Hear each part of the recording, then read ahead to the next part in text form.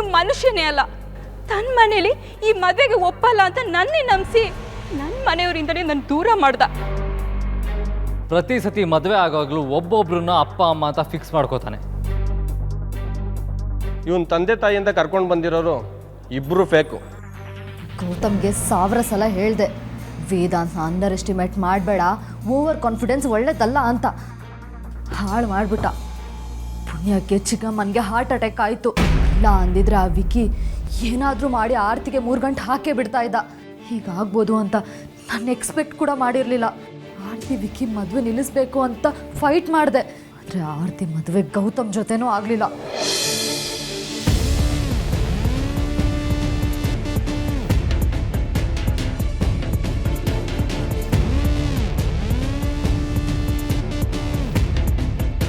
ಸಾರಿಕಾ, ನೀನು ಯಾವಾಗಿಂದ ಆರತಿ ಬಗ್ಗೆ ಪರಿಮಳ ಬಗ್ಗೆ ಇಷ್ಟೊಂದು ಕೇರ್ ತೊಗೊಳೋದಕ್ಕೆ ಶುರು ಮಾಡಿದೆ ಅಂತ ನಂಗೆ ಗೊತ್ತೇ ಆಗಲಿಲ್ಲಮ್ಮ. ಅಲ್ಲಮ್ಮ, ನಿನ್ನೆಯಿಂದ ಒಂದು ತೊಟ್ಟು ನೀರು ಕೂಡ ಕುಡ್ದಿಲ್ವಲ್ಲಮ್ಮ ನೀನು? Please dad, leave me alone. ಆಯ್ತಮ್ಮ, ಹೋಗ್ತೀನಿ. ಸ್ವಲ್ಪ ಕಾಫಿನಾದರೂ ತಗೋ.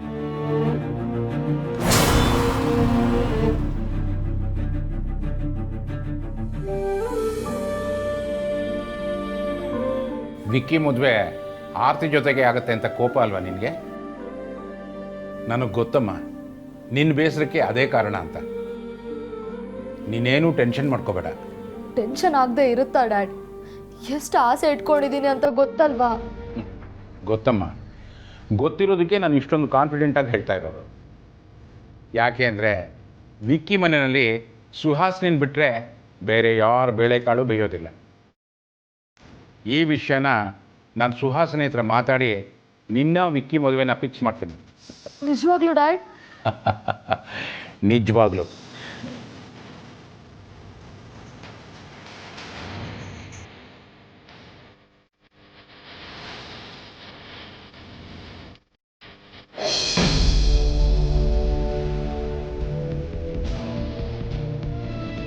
ಅಲ್ಲ ಕಣೆ, ನಾನು ಬಿಸ್ನೆಸ್ ಟ್ರಿಪ್ಗೆ ಅಂತ ಫಾರಿನಿಗೆ ಹೋದಾಗಲೂ ನಿಂಗೆ ಇಷ್ಟೊಂದು ಟೆನ್ಷನ್ ಆಗಿರಲಿಲ್ಲ ಅಲ್ವಾ?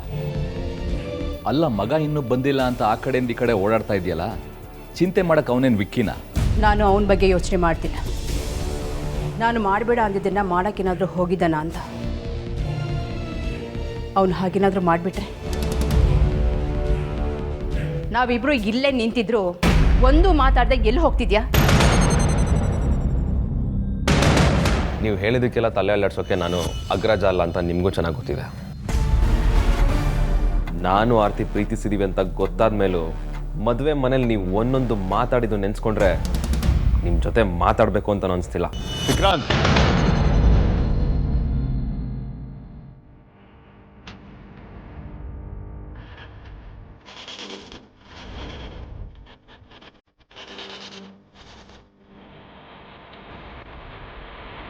ಇದೇ ನಾನು ನಿನ್ನ ಕಲ್ತಿರೋದು. ಅಮ್ಮನ ಹತ್ರ ಹೀಗ ಮಾತಾಡೋದು. ಅಷ್ಟು ಗೊತ್ತಪ್ಪ ನಮ್ದು. ಅಮ್ಮ ಅವ್ರಿಗೇನು ತೋರಿಸಿದೆಯೋ ಅದನ್ನು ಮಾತಾಡಿದಾರೆ. ಅದರ ವಿಷಯನ ಅವರಿಂದ ಮುಚ್ಚಿಟ್ಟಿದ್ದು ನಾವು ತಾನೆ. ಸ್ವಂತ ಮಕ್ಕಳ ವಿಷಯ ಮುಚ್ಚಿಟ್ಟಾಗ ಯಾರಿಗಾದ್ರೂ ಕೋಪ ಬರೋದಿಲ್ಲ. Okay, I am sorry. ಆದರೆ ನಾನು ಇಲ್ಲಿಂದ ಹೊರಡಬೇಕು. ನಿಂತ್ಕೋ. ನಿಮ್ಮಿಬ್ಬರ ಹತ್ರನೂ ನಾನು ಮಾತಾಡಬೇಕು. ಅದಕ್ಕೂ ಮುಂಚೆ ನಾನು ಕೇಳೋ ಪ್ರಶ್ನೆಗೆ ಉತ್ತರ ಕೊಡು ವೇದಾಂತ. ನಿನ್ನೆ ರಾತ್ರಿ ನೀನೆಲ್ಲಿದ್ದೆ?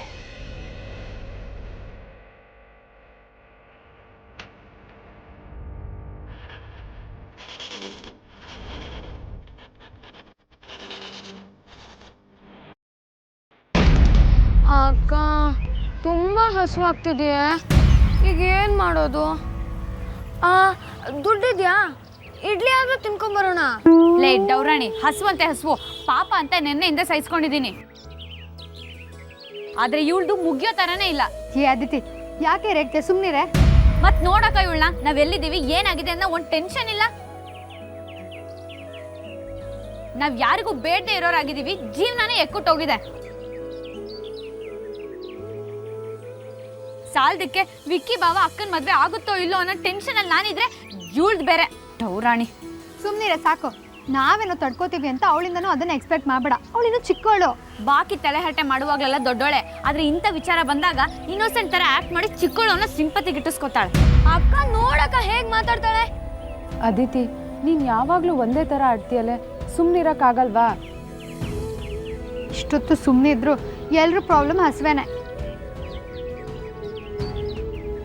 ಅವಳು ಅದನ್ನ ತೋರಿಸ್ಕೊತಿದ್ದಾಳೆ, ಇವಳು ಅದನ್ನ ರೇಗ್ತಾ ತೀರಿಸ್ಕೊಳ್ತಿದ್ದಾಳೆ. ಈಗ ಏನು ಮಾಡೋಕ್ಕಾಗುತ್ತೆ ಹೇಳು, ಸಹಿಸ್ಕೊಳ್ಳೇಬೇಕಲ್ವಾ? ರಾಣಿನ ತಗೊಂಡು ಹೋಗೋಣ ಅಂದ್ರೆ ಕೀ ಒಳಗಡೆನೇ ಇದೆ. ಇರು, ನಡ್ಕೊಂಡೆ ಹೋಗಿ ಅವ್ರಿಗೇನಾದ್ರೂ ತಿನ್ನಕ್ಕೆ ತಗೊಂಡು ಬರ್ತೀನಿ.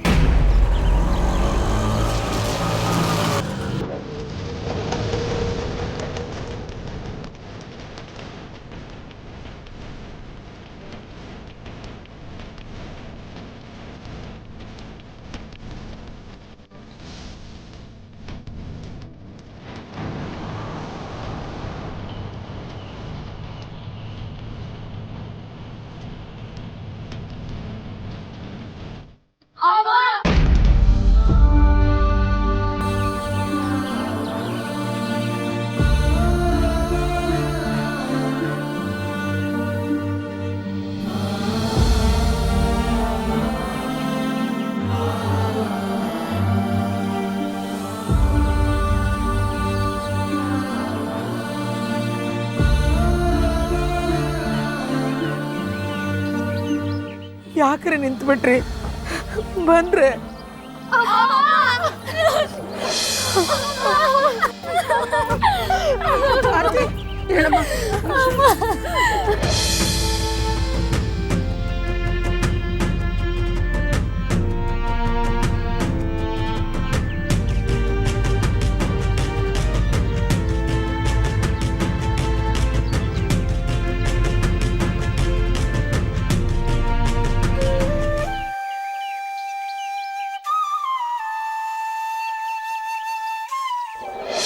ನಿನ್ನೆ ಕೇಳ್ತಿರೋದು ವೇದಾಂತ್, ನಿನ್ನೆ ರಾತ್ರಿ ಎಲ್ಲ ನಿನ್ನ ಮನೆಗೆ ಬಂದಿಲ್ಲ, ಗೆಲ್ಲಿ ಹೋಗಿದ್ದೆ?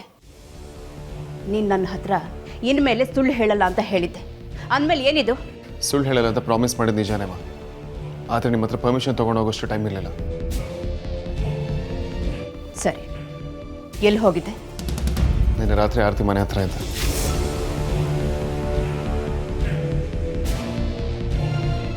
ಅಗ್ರಜ, ನೀನು ಅಲ್ಲೇನು ಮಾಡ್ತಿದ್ದೆ? ಆ್ಯಕ್ಚುಲಿ ನಾನು ಈಗ ಹಾಸ್ಪಿಟಲ್ಗೆ ಹೊರಡ್ತಿದ್ದೆ, ಆರತಿ ಅವರಮ್ಮ ಹೇಗಿದ್ದಾರೆ ಅಂತ ವಿಚಾರಿಸೋಕ್ಕೆ. ಅವ್ರ ಮನೆ ಹತ್ರ ನಿಂಗೇನೋ ಕೆಲಸ ಇತ್ತು? ಅದು ರಾತ್ರಿ ಅಲ್ಲ. ಅಪ್ಪ, ಅವ್ರ ಮನೆ ಪರಿಸ್ಥಿತಿ ಸರಿ ಇಲ್ಲ. ಆರತಿ ಅವರ ಅಮ್ಮನಿಗೆ ಹಾರ್ಟ್ ಅಟ್ಯಾಕ್ ಆಗಿ ಹಾಸ್ಪಿಟಲೈಸ್ ಮಾಡಿದ್ದಾರೆ.